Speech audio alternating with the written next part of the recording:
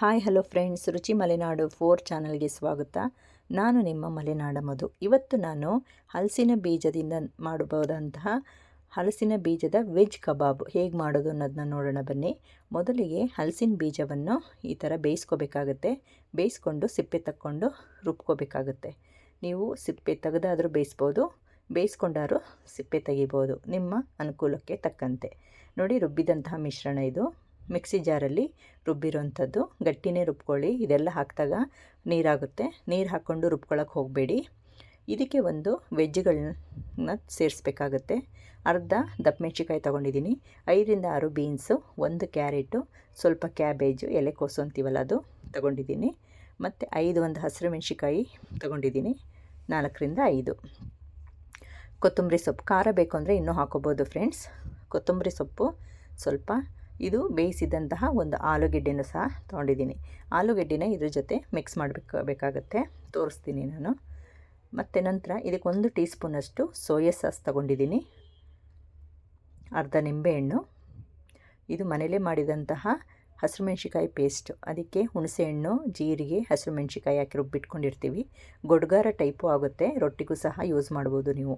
ಇದಕ್ಕೆ ನಾನು 2 ಸ್ಪೂನು ಮೈದಾ, 1.5 spoon cornflour ಹಾಗೂ ಅಚ್ಕಾರದ ಪುಡಿನ ಮಿಕ್ಸ್ ಮಾಡಿ ತೊಗೊಂಡಿದ್ದೀನಿ. ಇದಕ್ಕೆ ನೀವು ಪೆಪ್ಪರ್ನ ಸಹ ಆ್ಯಡ್ ಮಾಡ್ಕೋಬೋದು ಫ್ರೆಂಡ್ಸ್. ಮತ್ತು ಸ್ವಲ್ಪ 1 ಸ್ಪೂನಷ್ಟು ಜೀರಿಗೆ ಪುಡಿನೂ ಸಹ ತೊಗೊಂಡಿದ್ದೀನಿ. ನೋಡಿ, ಫಸ್ಟು ತರಕಾರಿಗಳನ್ನು ನಾವು ರುಬ್ಕೊಬಿಟ್ಟು ಬರಬೇಕಾಗತ್ತೆ. ನೈಸಾಗಿ ರುಬ್ಬಕ್ಕೆ ಹೋಗಬೇಡಿ, ತರಿಯಾಗಿರಲಿ. ನೋಡಿ, ಇದನ್ನೆಲ್ಲ ಸಣ್ಣ ಸಣ್ಣದಾಗಿ ಹೆಚ್ಚಾಕೊಂಡು ಜಾರಲ್ಲಿ ರುಬ್ಕೊಬಿಟ್ಟು ಬರ್ತೀನಿ ಫ್ರೆಂಡ್ಸ್. ಹಲಸಿನ ಬೀಜದಿಂದ ತುಂಬ ಅಡುಗೆಗಳನ್ನ ಮಾಡ್ಬೋದು. ಹಲಸಿನ ಬೀಜದ ಈ ಥರ ವೆಜ್ ಕಬಾಬ್ ಮಾಡ್ಬೋದು, ಕಟ್ಲೆಟ್ ಮಾಡ್ಬೋದು, ಹಾಗೂ ಹರಬರ ಕಬಾಬ್ ಅಂತಲೂ ಮಾಡ್ತಾರೆ. ವೆಜ್ ತರಕಾರಿಗಳೆಲ್ಲ ಸಣ್ಣ ಸಣ್ಣದಾಗಿ ಹೆಚ್ಕೊಂಡು ಮಾಡೋವಂಥದ್ದು. ಹಾಗೂ ಹಲ್ವಾ ಮಾಡ್ತಾರೆ ಹಲಸಿನ ಬೀಜದಿಂದ. ಹಲಸಿನ ಬೀಜನ ಉಪಯೋಗಿಸಿ ಸೊಪ್ಪಿನ ಸಾಂಬಾರಲ್ಲಿ ಬಳಸೋದ್ರಿಂದ ತುಂಬ ರುಚಿ ಕೊಡುತ್ತೆ. ಬಸಳೆ ಸೊಪ್ಪಲ್ಲಿ ಹೆಚ್ಚಾಗಿ ಬಳಸ್ತೀವಿ ನಾವು. ಹಲಸಿನ ಬೀಜನ ಬೇಯಿಸಿ ಕೂಡ ತಿಂತೀವಿ, ಮತ್ತು ಹುರಿದು ಒಲೆಯಲ್ಲಿ ಕೆಂಡದಲ್ಲಿ ಹುರಿದು ತಿಂತೀವಿ. ತುಂಬ ವೆರೈಟಿ ಮಾಡ್ಕೊಂಡು ಈ ಮಳೆಯಲ್ಲಿ ಇನ್ನೇನು ಕೆಲಸ, ಒಲೆ ಮುಂದೆ ಕೂತ್ಕೊಂಡು ಅದೇ ಕೆಲಸ ಮಾಡೋದು ಹಳ್ಳಿ ಕಡೆ ಎಲ್ಲ. ನೋಡಿ, ಈ ಥರ ರುಬ್ಕೊಬಿಟ್ಟು ಬಂದಿದ್ದೀನಿ. ಅದಕ್ಕೆ ಬೇಯಿಸಿಟ್ಟಂತಹ ಆಲೂಗೆಡ್ಡೆನೂ ಸಹ ಸೇರಿಸ್ಕೊಳ್ತಾ ಇದ್ದೀನಿ. ಆಲೂಗೆಡ್ಡೆನ ಸ್ಮ್ಯಾಶ್ ಮಾಡಿಕೊಂಡು ಈ ಥರ ಹಲಸಿನ ಬೀಜನ ರುಬ್ಕೊಬಂದಿದ್ವಲ್ಲ ಅದಕ್ಕೆ ಸೇರಿಸ್ಕೊಳ್ತಾ ಇದ್ದೀನಿ.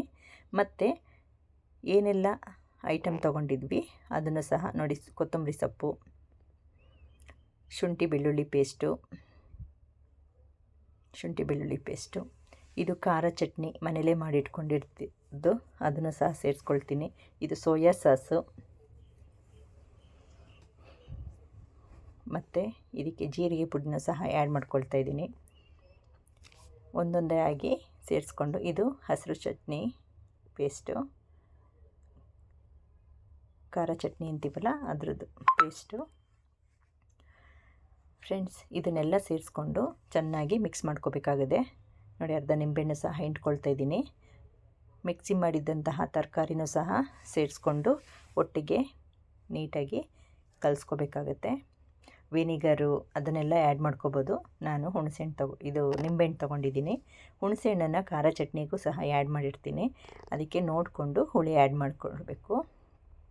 ರುಚಿಗೆ ತಕ್ಕಷ್ಟು ಉಪ್ಪು ಫ್ರೆಂಡ್ಸ್. ಫ್ರಿಜ್ಜಲ್ಲಿ ಖಾರ ಚಟ್ನಿ ಮಾಡಿಟ್ಕೊಂಡ್ರೆ ಈ ಥರ ಒಂದು ಸ್ಪೈಸಿ ನಾವು ವಡೆ ಬೋಂಡ ಮಾಡಬೇಕಾರೆಲ್ಲ ಆ್ಯಡ್ ಮಾಡಿಕೊಂಡ್ರೆ ತುಂಬ ಚೆನ್ನಾಗಿರುತ್ತೆ, ಹುಳಿ ಖಾರ ಆಗಿ. ಅದಕ್ಕೆ ಬೆಲ್ಲನೂ ಸಹ ಆ್ಯಡ್ ಮಾಡಿರ್ತೀನಿ ಖಾರ ಚಟ್ನಿಗೆ. ಆದ್ದರಿಂದ ಇದು ಇಂಥ ಒಂದು ವಡೆ ಮಾಡಬೇಕಾದ್ರೆ ಹಾಕಿದ್ರೆ ಚೆನ್ನಾಗಿರುತ್ತೆ ಟೇಸ್ಟು. ನೋಡಿ, ರುಬ್ಬಿಟ್ಟಂತಹ ತರಕಾರಿದು ಪೇಸ್ಟು ತರಿಯಾಗಿ ರುಬ್ಬಿರೋಂಥದ್ದು ಸೇರಿಸ್ಕೊಂಡು ಎಲ್ಲದನ್ನೂ ಮಿಕ್ಸ್ ಮಾಡ್ಕೋಬೇಕಾಗುತ್ತೆ ಫ್ರೆಂಡ್ಸ್. ನೀವು ಈ ಥರ ಒಂದು ಮಾಡಿ ನೋಡಿ, ತುಂಬ ಟೇಸ್ಟ್ ಇರುತ್ತೆ. ನೋಡಲಿಕ್ಕೆ ಇದೊಂಥರ ಏನೋ ಹೆಂಗೆ ಬರುತ್ತೋ ಏನೋ ಅಂದ್ಕೋಬೇಡಿ, ತುಂಬ ಚೆನ್ನಾಗಿ ಬರುತ್ತೆ. ನಿಮಗೆ ಕೈಯಲ್ಲಿ ತಟ್ಟಿ ಹಾಕಲಿಲ್ಲ ಅಂದರೆ ಎಣ್ಣೆಲಿ ಸಹ ಕರ್ಕೋಬೋದು, ಬೋಂಡ ಟೈಪು. ನಾನು ಸ್ವಲ್ಪ ಎಣ್ಣೆ ಹಾಕ್ಬಿಟ್ಟು ಇದಕ್ಕೆ ರಸ್ಕ್ ಪುಡಿ ಮಾಡ್ಕೊಂಡಿದ್ದೀನಿ. ಬ್ರೆಡ್ ಕ್ರಮ್ಸನ್ನು ತೊಗೋಬೋದು ನೀವು. ನಾನು ರಸ್ಕ್ನ ಪುಡಿ ಮಾಡಿಕೊಂಡು ಅದರಲ್ಲಿ ಸ್ಟಿಫ್ ಮಾಡಿಬಿಟ್ಟು ಸ್ವಲ್ಪ ಎಣ್ಣೆಲಿ ಬೇಯಿಸಿದ್ದೀನಿ.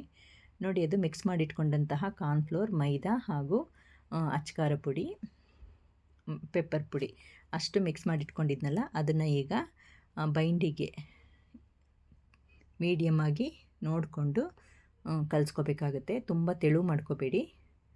ಮತ್ತು ಈ ನೋಡಿ, ಸ್ವಲ್ಪ 1-2 ಸ್ಪೂನಷ್ಟು ಎಣ್ಣೆ ಹಾಕ್ಕೊಳ್ತಾ ಇದ್ದೀನಿ ಬೇಯಿಸಲಿಕ್ಕೆ.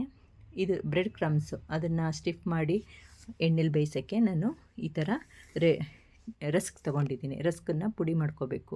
ಈ ಬ್ರೆಡ್ ಕ್ರಮ್ಸನ್ನು ಸಹ ತೊಗೋಬೋದು. ನಾನು ಇದು ಮನೇಲಿದ್ದೋದ್ರಿಂದ ಇದನ್ನೇ ಉಪಯೋಗಿಸ್ಕೊತಾ ಇದ್ದೀನಿ. ಇದನ್ನು ಮಿಕ್ಸಿ ಮಾಡ್ಕೊಬರ್ಬೇಕಾಗತ್ತೆ. ನೋಡಿ, ಈ ಥರ ತರಿಯಾಗಿ ಮಿಕ್ಸಿ ಮಾಡಬೇಕಾಗುತ್ತೆ. ಇದಕ್ಕೆ ನಾನು ಬಿಳಿ ಎಳ್ಳನ್ನು ಸಹ ಸೇರಿಸ್ಕೊಳ್ತಾ ಇದ್ದೀನಿ. ತುಂಬ ಚೆನ್ನಾಗಿರುತ್ತೆ ಟೇಸ್ಟು. ಬಿಳಿ ಎಳ್ಳನ್ನು ಆ ರಸ್ಕ್ ಪುಡಿ ಮೇಲೆ ಉದುರಿಸ್ಕೊಂಡು ಬೇಯಿಸಿದರೆ ತುಂಬ ಟೇಸ್ಟಾಗಿರುತ್ತೆ. ನೋಡಿ, ಈ ಥರ ಅರ್ಧ ಟೀ ಸ್ಪೂನಷ್ಟು ಬಿಳಿ ಎಳ್ಳನ್ನು ಆ ರಸ್ಕ್ ಪುಡಿ ಜೊತೆ ಮಿಕ್ಸ್ ಮಾಡ್ಕೊಳ್ತಾ ಇದ್ದೀನಿ. ಫ್ರೆಂಡ್ಸ್, ಹಲಸಿನ ಬೀಜ ಒಳ್ಳೆಯದು. ವಾತ ಪಿತ್ತ ಇದ್ದರೆ ಅದನ್ನೆಲ್ಲ ಹೊರಗಾಕುತ್ತೆ ಅಂತಾರೆ. ಗ್ಯಾಸ್ಟ್ರಿಕ್ ಆದ್ರೂ ವಾತ ಪಿತ್ತ ಹೊರಗಾಕುತ್ತೆ ಅಂತಾರೆ. ಪ್ರೋಟೀನ್ ಅಂಶ ಜಾಸ್ತಿ ಇದೆ ಇದರಲ್ಲಿ, ಹಲಸಿನ ಬೀಜದಲ್ಲಿ. ನೋಡಿ, ಈ ಥರ ವಡೆ ಟೈಪ್ ತಟ್ಕೊಂಡು ಮಿಕ್ಸ್ ಮಾಡ್ಕೊಂಡಿದ್ವಲ್ಲ ಕಾರ್ನ್ಫ್ಲೋರು, ಮೈದಾ, ಅಚ್ಕಾರದ ಪುಡಿದೆಲ್ಲ, ಅದಕ್ಕೆ ಅದ್ದಿ ನಾವು ರಸ್ಕ್ ಪುಡಿ ಮೇಲೆ ಅದ್ಬಿಟ್ಟು ಎಣ್ಣೆಲಿ ಬೇಯಿಸ್ಕೋಬೇಕಾಗತ್ತೆ. ನೋಡಿ, ಆ ಥರ ಸ್ಟಿಫ್ ಮಾಡಬೇಕಾಗತ್ತೆ. ಬೈಂಡಿಂಗಿಗೋಸ್ಕರ ರಸ್ಕ್ ಪುಡಿ ಸ್ವಲ್ಪ ಎಣ್ಣೆಲಿ ಬೇಯಿಸ್ತಿದ್ದೀನಿ. ಡೀಪ್ ಫ್ರೈ ತುಂಬ ಎಣ್ಣೆ ಹಾಕ್ಬಿಟ್ಟು ಬೋಂಡ ಟೈಪು ಬೇಯಿಸ್ತಾ ಇಲ್ಲ ನಾನು. 2 ಸೌಟಷ್ಟು ಎಣ್ಣೆ ತೊಗೊಂಡಿದ್ದೀನಿ ಅಷ್ಟೇ. ಈ ಥರ ಕೈ ಮೇಲೆ ತಟ್ಟನ್ನಾರು ಬೇಯಿಸ್ಬೋದು, ಬೋಂಡ ಮಾಡ್ಕೊಂಡಾರು ನೀವು ಬೇಯಿಸ್ಬೋದು. ತುಂಬ ಟೇಸ್ಟಾಗಿರುತ್ತೆ ಫ್ರೆಂಡ್ಸ್. ನೀವು ಮಾಡ್ಕೊಳ್ಳಿ. ಸಾಸ್ ಇದ್ದರೆ ಸಾಸ್ ಜೊತೆ, ಖಾರ ಚಟ್ನಿ ಇದ್ದರೆ ಖಾರ ಚಟ್ನಿ ಜೊತೆ ತುಂಬ ಚೆನ್ನಾಗಿರುತ್ತೆ. ಪುದೀನ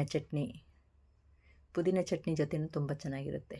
ನೋಡಿ, ಕಜ್ಜಾಯ ಟೈಪ್ ಬಂದಿದೆ. ತುಂಬ ಚೆನ್ನಾಗಿರುತ್ತೆ.